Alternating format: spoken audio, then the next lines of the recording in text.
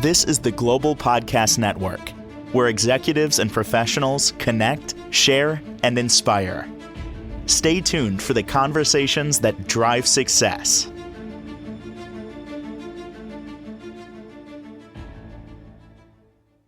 And welcome back, everyone. We're into a brand new year, and many of us may be contemplating a little change within our career, maybe pivoting in a slightly different direction. We're going to focus today on massage therapists and a different niche that you might want to consider, and that is for a senior community. It's big, it's needed. We have an aging population. They are underserved. There's opportunities there, many different ones, but you need to get certified. You need the training for that specialty, and that's what she provides with her company, Daybreak Massage. And we're going to talk with her today. She's a licensed massage therapist, author, owner, and director, and educator at Daybreak. And our professional of the year, Dawn Castiglione, is back on the program. How are you doing today? I'm doing great. How are you, Steve? Fantastic. And we've talked about this, but I've wondered about it. You can do this virtually. This training, it's massage therapy training virtually. You've done it for people literally around the world. And we've talked about it, but I'm still blown away how you're able to do that. It's like, how do we do this? How do you get it done?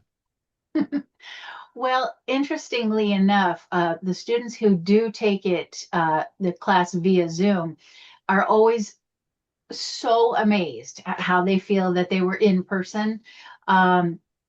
And so basically what we do is we ensure that they have a volunteer. They need a live volunteer on their massage table, so they're actually doing hands-on work.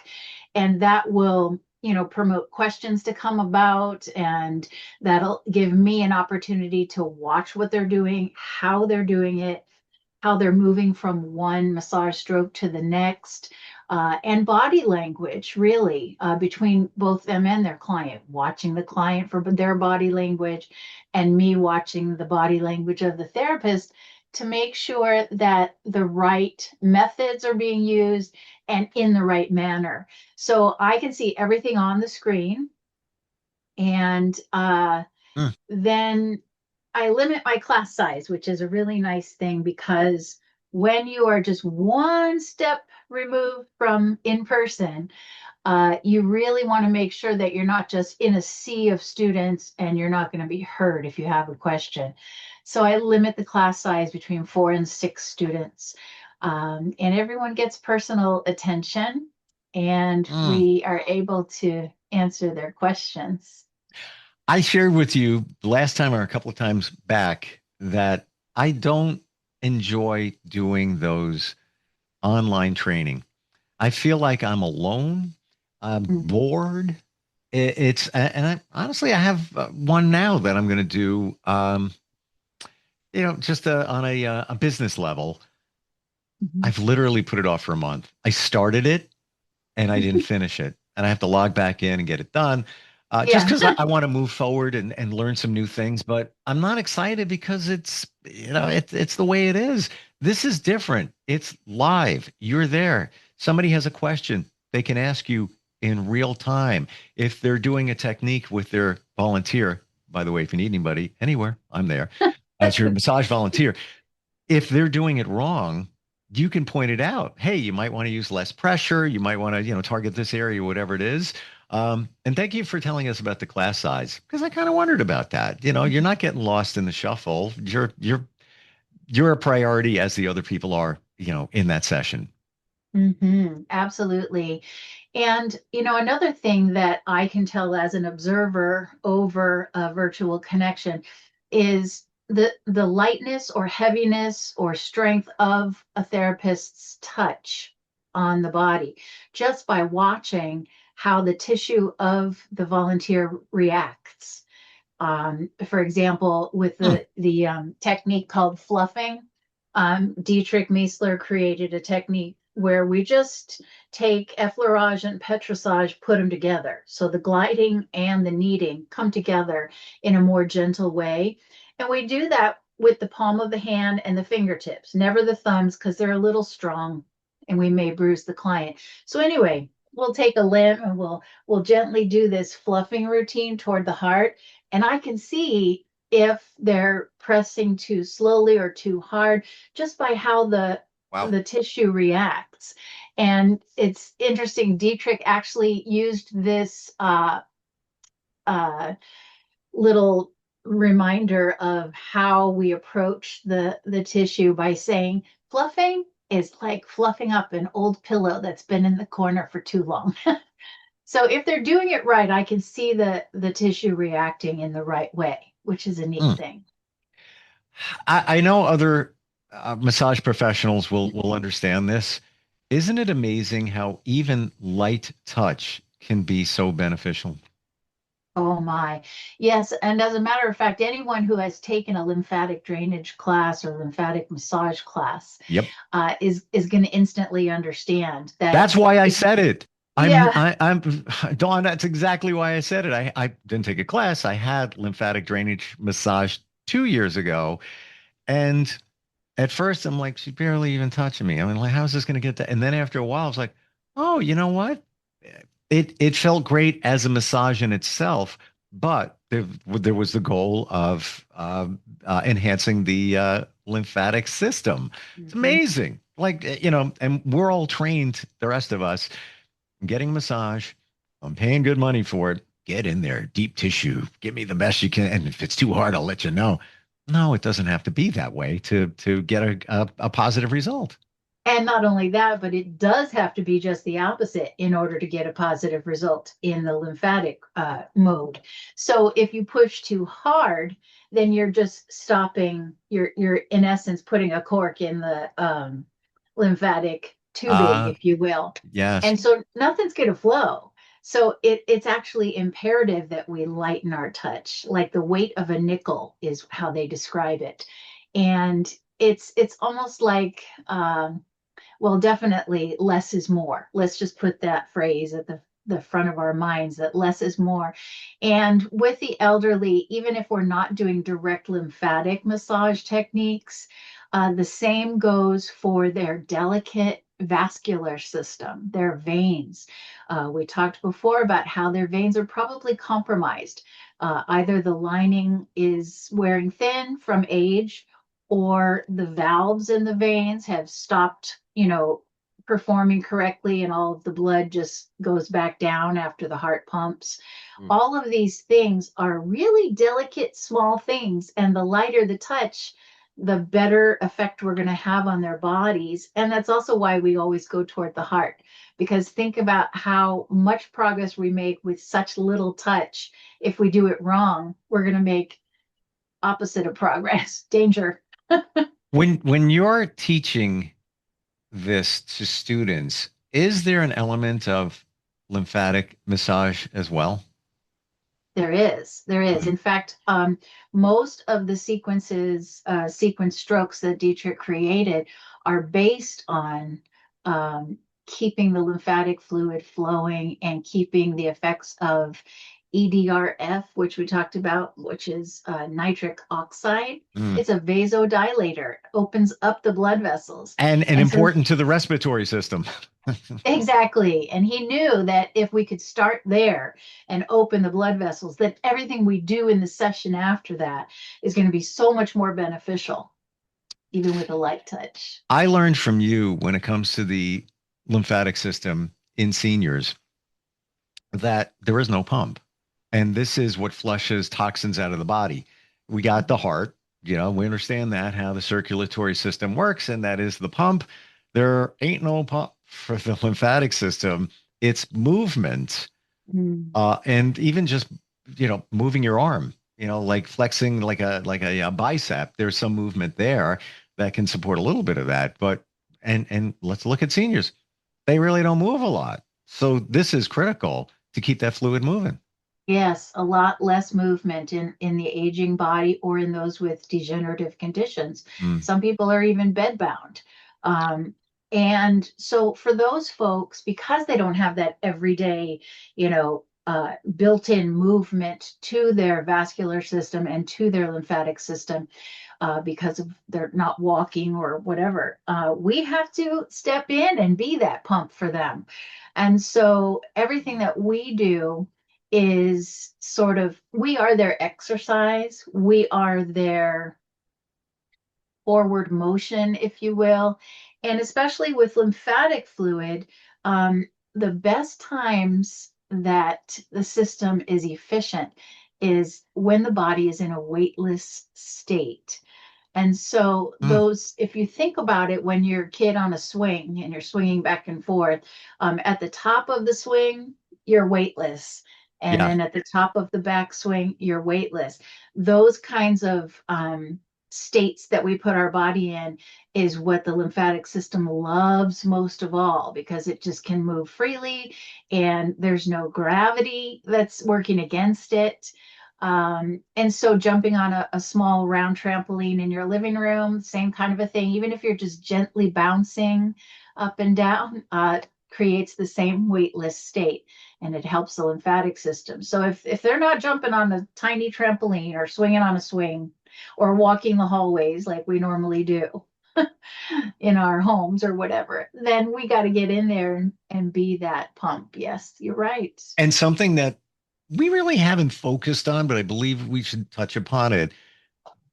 The massage, impactful, life-changing, for all the reasons that we described, but there's also that personal connection to that senior that may be isolated, aren't connected with their family anymore for many different reasons. Some of them may not be here anymore. All of that, you are, as a massage therapist in this niche, you become their friend, you become their connection, and you're helping them at the same time, like a beautiful, beautiful synergy. Yeah, and because of that reason, Steve, we talk a lot about that connection emotionally in class. There's an entire chapter dedicated to it, Wow. and we talk about the fears, the frustrations, the feelings of loss that a lot of isolated people do feel, and how we can break through that. And we've talked about how putting the body, putting yourself in an emotional positive state will help the body to be in a healthy state too. The body floods with endorphins and all kinds of synapses reconnect that may not have been connecting, and it puts us in a different state physically. So it's not just making them happy for the time that you're there, but it's actually enhancing the physical work that we're doing with them by placing them in an emotionally positive state. Mm. And we don't know what kinds of losses they had, or if they have still have family or support groups, or if everyone has, their friends have died before them, or if there is no family, or family just doesn't visit because they're out of state. uh, it makes such a huge difference that we are a representative there. We are there to check in and say, someone cares about you. I see you. I hear you. It's so important. I mean, it is, they think of what they're feeling. Somebody cares about me, and that physical connection. I mean, we've all heard it. We hear it come up time and again, where we're supposed to get at minimum 8 hugs a day. At how many people even get that in close relationships? Sometimes not, so Sometimes not. here it is for them, and also taking care of them physically and in terms of their health. In terms of the virtual training, what else do you want people to know? Well, I want them to know that if they're not familiar with Zoom or they're not tech savvy, this is no big deal. That I simply send them a link in an email. So if they can open an email and click on a link, they can do this. Yep. The most challenging thing is probably figuring out how to turn your sound on and off and your video on and off. It's a button. and and it's That's just a it. but you just click, and there's a picture of a microphone, that's the audio, and there's a picture of a That's it. camera, that's the video. And to your point, you can use pretty much any device. So if you don't have a laptop handy or a PC, You have a phone, your phone can do it. You can just put it up there and just so that you can see them and they can see Hmm. you Hmm. and hear each other. That's it. Done. Finished. We're Yes, all good. yes. Hmm. And sometimes, people have a bad connection or something, and we just walk them through saying sign out and sign back in again, and everything goes away. It's usually an easy fix with a reboot, which is nice. True. So really, I would say to potential students, don't be afraid of technology. If that's what's holding you back, just release that worry. I'll take care of it for you. So let's look at the virtual time commitment because you need a willing volunteer to help you with this while you're learning the training. So what are the expectations there in terms of time? Okay, so the class is 2.5 days. And so Friday night we do a 3 hour stint of mostly theory, and I'll take you through the workbook pages. I'll put the workbook pages up on the screen for you. So if you don't have access to a printer and you couldn't print what I sent to you, that's okay too. You can just take notes on a blank sheet of paper. So the slides are going up on the screen. We have time for discussion, questions and answers. We introduce ourselves and just say, hey, I've been doing this for 10 years and now I want to do this. And some people will say, well, I just graduated and I'm a new massage therapist. And that's wonderful too. We all have different perspectives that we can bring to the table that way. So that's Friday night, and a couple of video Hmm. clips of Dietrich and how this all came about. Oh, wow. And then on Saturday and Sunday, we have all kinds of different learning styles. And twice on Saturday and once on Sunday, we have the volunteer come in. So on Saturday morning, after we've learned a certain technique sequence, we have our folks come in as volunteers and they'll spend about an hour with us. And then Saturday afternoon, another hour for different techniques. And then on Sunday afternoon, they come in for a 2 hour period, and we don't let them just lie on the table for 2 hours. Volunteers are not that comfortable. I'm not that comfortable on my back or in one position for that long of a time without getting stiff. So yeah, it's a very user-friendly kind of a situation and schedule. And Sunday in that 2 hours, why is it 2 hours instead of one? Because we're doing the entire body massage, and we're also starting out by having our therapists walk through a mock interview. So they're actually carrying out with their client before they're on the table a medical intake. So they're evaluating, oh, okay, you've had a recent hip replacement. Okay, we're not going to go face down then. We're going to go face up, et cetera, et cetera. So it's important to know, are they on a blood thinner? Do they have a heart condition? Are they diabetic? When did you take your insulin? That kind of thing. So they have It's really practice. cool, Yeah. because again, you may be a licensed massage therapist. Maybe you worked in a physical therapy place or a spa, Mhm. or maybe you're doing your own thing. But the dialogue and conversation with somebody older is going to be different. There's different Mhm. questions you need to ask, right? Right, right. Mm. And on the intake form that we give to students, there's every body system category and the most common issues that we see and the most pertinent issues that we know we need to address before we even think about getting them on the table so that there's no danger to their Mm. system. What will somebody have after the training? It's not a license because that can't be done, but it is a certification. Yeah, so the licensed massage therapist or certified massage therapist will come to our class as continuing education. We give them 18 hours in level one, and they receive a certificate of completion at the end of level one.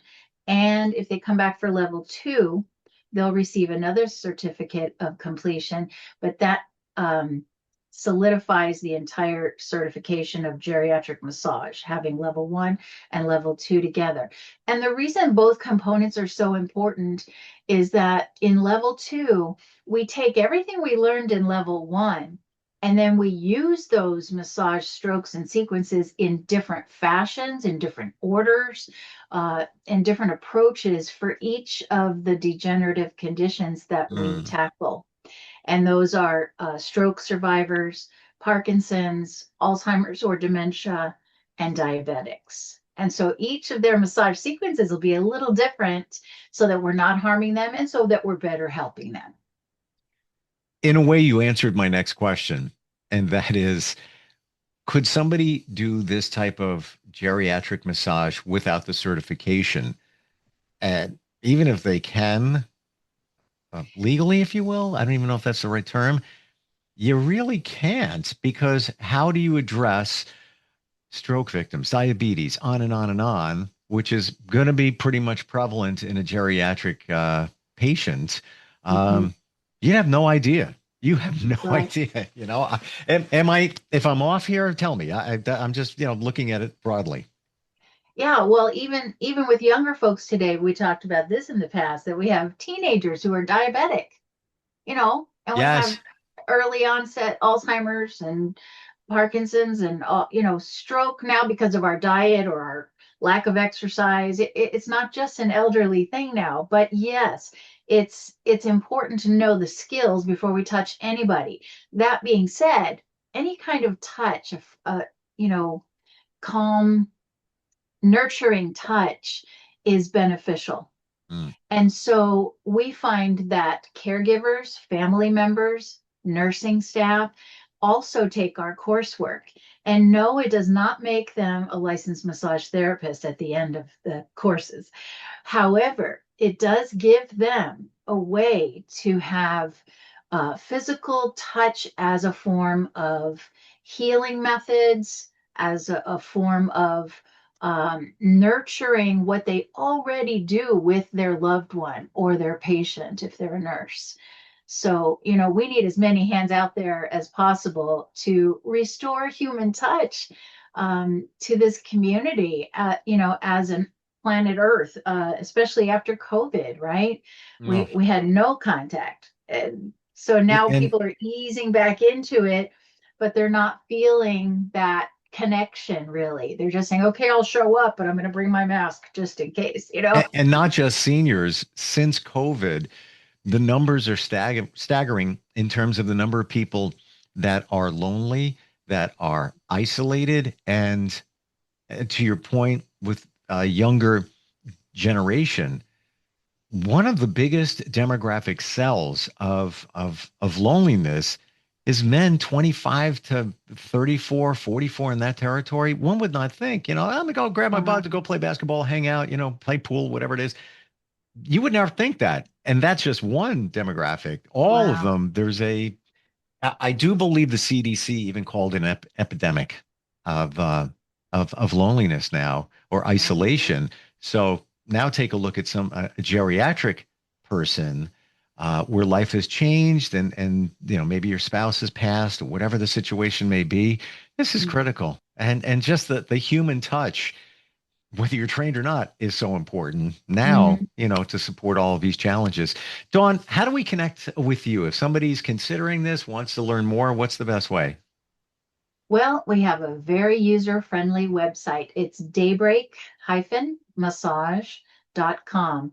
And there's a contact us page. Just click on it. And if after clicking everywhere else that's fun and informative, you have questions, just send in that quick email on contact us, and I will call you back and answer any questions you have and help you navigate what's next in your career shift or with your passions in life. And everything we're talking about here is not something that you just made up, this course in the last year, 2, 3, whatever.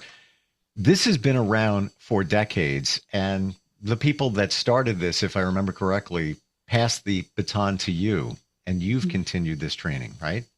Yes, and I'm very honored to be able to do this. And you were the chosen one, essentially. They trusted with it. They trusted you with it. Because it's so good, so important, so impactful. Thanks for sharing today the virtual side of all of this. I really appreciate it, Dawn. It is my pleasure. I look forward to next time. This is the Global Podcast Network. where executives and professionals connect, share, and inspire. Stay tuned for the conversations that drive success.